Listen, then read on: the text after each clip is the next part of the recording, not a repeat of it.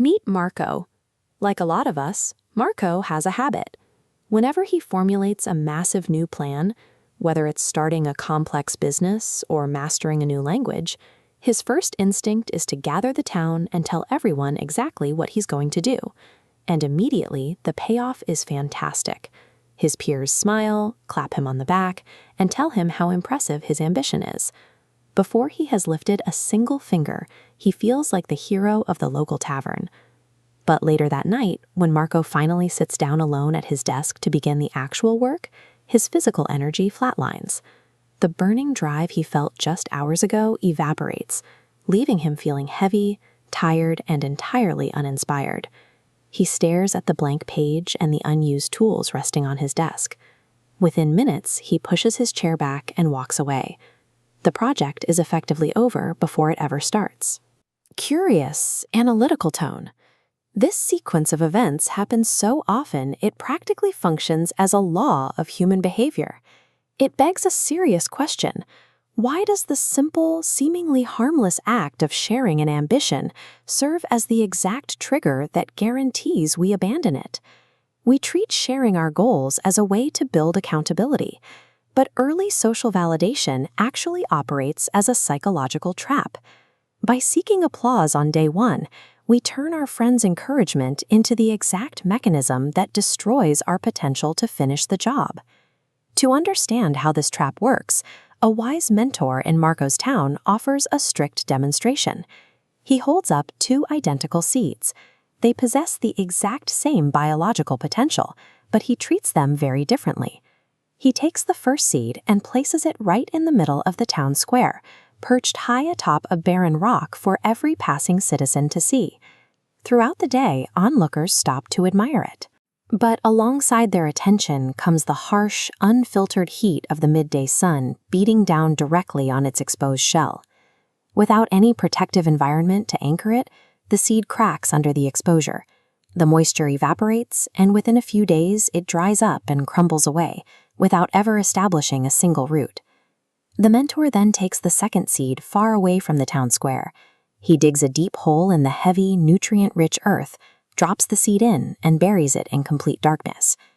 Down there, cut off from the light and hidden from any audience, the seed has to work. The total isolation and heavy pressure of the soil force it to aggressively push dense, strong roots downward just to survive. The contrast reveals a basic biological rule. Premature visibility destroys fragile potential.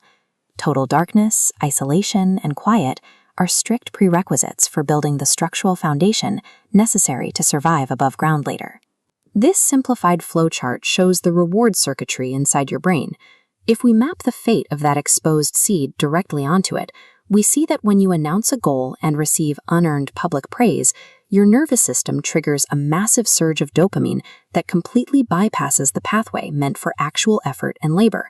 Because you feel good right now, your brain chemically registers this premature validation as a completed achievement. As far as your logic center is concerned, you already did the work. And since your brain thinks the task is already complete, it automatically shuts down the hunger and friction required to execute difficult tasks. The internal drive to endure long hours of frustration disconnects entirely. Your biology cannot differentiate between the applause for an idea and the applause for a finished product. By seeking validation early, you trick your own nervous system into quitting. Once Marco understands how this trap works, his behavior shifts. The next time he formulates a massive new plan, he makes a difficult, deliberate choice. He tells absolutely no one. Instead of seeking out the town square, he retreats into isolation. He channels all of his initial excitement directly into sustained, solitary labor, working steadily in the shadows without a single spectator.